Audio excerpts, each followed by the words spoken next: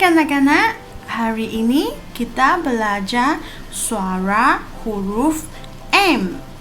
Suara huruf M ialah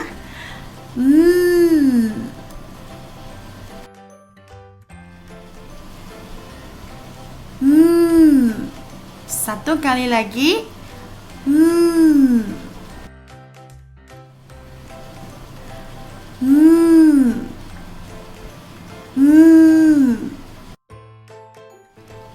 Sekarang kita belajar perkataannya.